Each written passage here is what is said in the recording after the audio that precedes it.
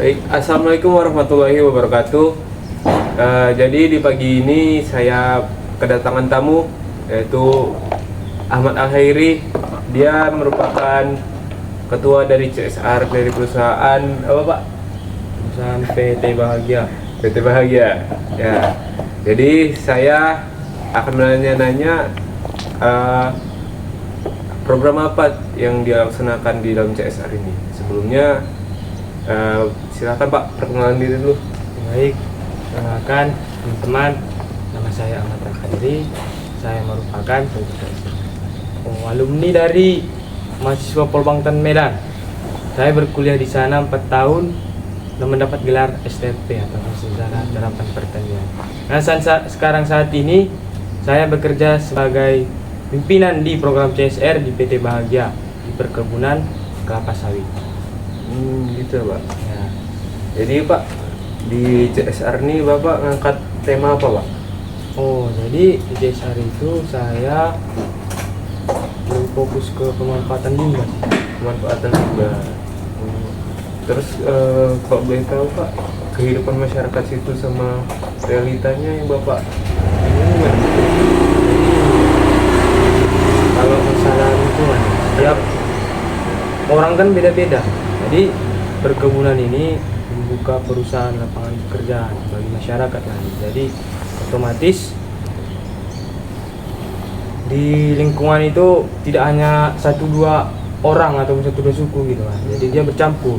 Nah, dengan itu, dengan bercampur itu memiliki watak, pengalaman dan perilaku yang berbeda pastinya. Ya pasti itu Pak. Nah, untuk kemungkinan pasti banyak pertimbangan gitulah. Misalnya salah satu ada orang Batak, ya kan, dia bicara keras. Nah, yang kedua ada orang Jawa, dia bicaranya halus. Pasti yang kedua ini bertentangan gitu loh kan. Sementara si Jawa ini dia biasa di lingkungan yang halus dan harus berjumpa orang Batak yang kasar gitu. Dimana kita sebagai pemimpin, kita harus bisa menyesuaikan kondisi ini dengan beberapa cara begitulah, dengan kita mensosialisasikan bahwasanya kita di kebun ini keluarga, jika ada yang salah kita harus memakluminya masing-masing. Gitu ya. Jadi kan Bapak mau CSR nih. Ya. Apa sih masalah-masalah yang di kehidupan itu Pak? Identifikasi apa aja yang Bapak dapatkan di lingkungan tersebut Pak? Oke. Seperti yang kita tahu pada umumnya bahwa masyarakat kebun itu kurang dalam baik dari pendidikan, pengetahuan, dan lainnya. Contoh dalam pendidikan, kalau rata-rata yang saya lihat untuk masyarakat sekitar perkebunan, itu pendidikannya hanya mentok paling SMA, paling tinggi. Nah, perusahaan ini mengusahakan gitu, bagaimana cara meningkatkan taraf pendidikan dari sekitar masyarakat perkebunan ini. Yang kedua, itu ada pemahaman untuk baik dia menghasilkan tambahan dan lainnya. Contohnya untuk menghasilkan tambahan seperti program saya, yaitu pengobatan limbah kelapa sawit. Saya bergerak di situ di bagian pembuatan sapu lidi dan arang briket. Sapu lidi, arang briket. Ya. Jadi dari pelepahnya ya Pak? Ya, betul. Karena kan Pak, pemanfaatan dari tandannya belum ada Bapak? belum ada, Belum ada. Saat ini masih diusahakan limbah ini briket dan sapu lidi. Karena kan limbah-limbah itu tidak digunakan lagi ya, habis panen ditinggalkan ya. Jadi saya masuk dan tujuannya itu tadi, selain menambah kreativitas, menambah penghasilan juga bagi mereka. Bagus juga ya Pak, kayak gitu. Keren.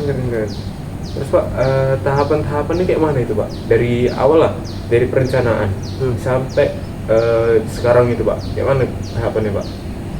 Kalau perencanaan pertama kita tentukan dulu kondisinya bagaimana kan. Kalau misalkan besar lah peluangnya di situ dan masyarakatnya mau, bagaimana kita cara membuat masyarakat mau itu kan. Masyarakatnya mau, otomatis itu sebagai batu loncatan untuk ke arah yang lebih besar gitu kan.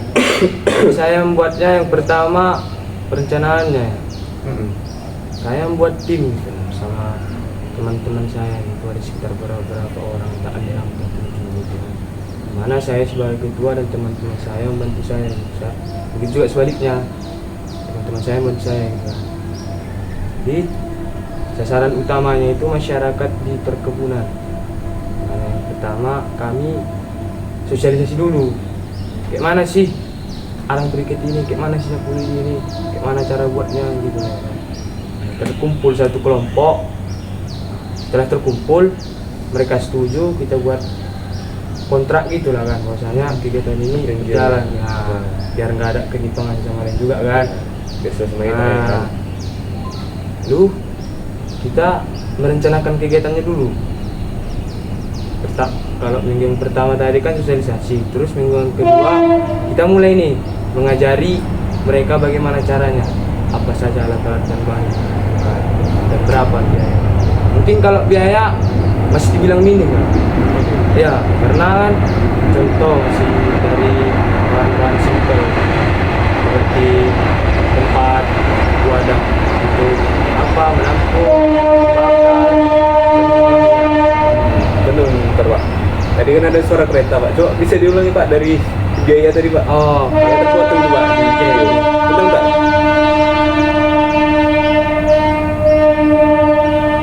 Ntar ya, iklan guys. cut. Langsung ya, langsung. Udah bagus kan? Bagus. Ini lanjutkan aja. Terus Pak, Dan dari biaya tadi Pak. biayanya itu menurut saya itu tergolong murah dan minim, karena di rumah pun kita ada alatnya tanpa perlu kita beli. Contohnya parang, kita memisahkan lidi dan pelepahnya. Lidinya dibuat sebagai buli tadi kan, arangnya kita bakar, kita olah menjadi briket. Nah, paling kita beli tambahannya kalau untuk briket itu tepung terigu. Tepung apa tuh? Tepung terigu. Oh banyak lah ya Pak. Nah, di banyak, gede-gede. murah juga kan. Murah kan. Nah. Bagus Pak. Lalu Coba apa lagi barangnya? barangnya pisau lah mungkin. Nah pisau kan bisa diganti sama parang. Baru Sama ini itu. cetakan lah, cetakan briketnya. Oh untuk briket. Nah, jadi pipa. Pipa bisa. Nah, kita dorong nanti kan cairan, kumpalannya kita dorong, baru kita potong jadi pakai pisau gitu. Jadi Itu berapa lama Pak buatnya Pak biasanya? Kalau buatnya yang lama untuk pengeringannya sih Pak. Kalau Pengeringan. buatnya itu cepat, kita bakar udah jadi jadi arang. Jadi arang. Kita olah dengan tepung tadi, dengan air panas Dicampur kan. gitu? Campur tadi aduk. Nah, Kalau untuk pengeringannya berapa? biasanya pengeringannya kalau hari normal ya, cuaca bagus ya, paling 24 jam. Satu hari ya? Iya.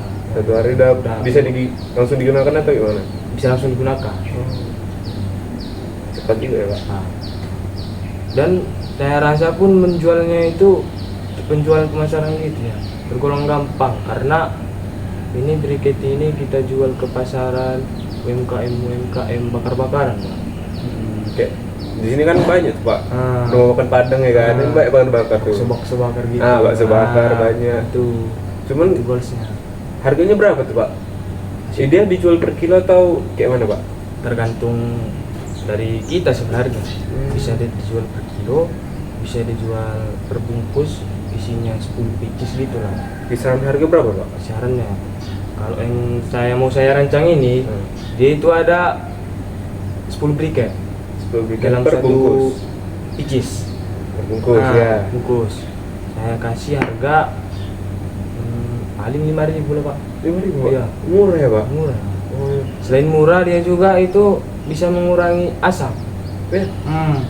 Kita kan biasanya bakar-bakar pakai batu, kalau Asap itu ya. banyak asap makan Iya. batu. Kalau arang briket ini dia enggak. Dia itu minim asap. Dan penggunaannya juga itu lama.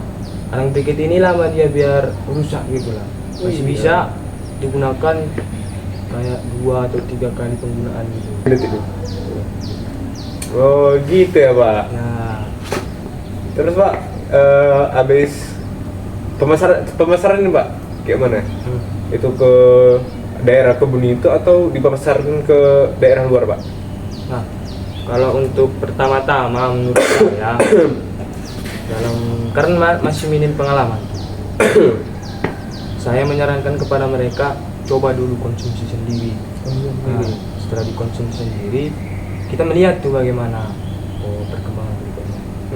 Kalau nanti sudah masuk tahap, oh udah saya tahu nih gini-gini biar apinya gini-gini gitu kan, baru saya sarankan keluar ke pasar.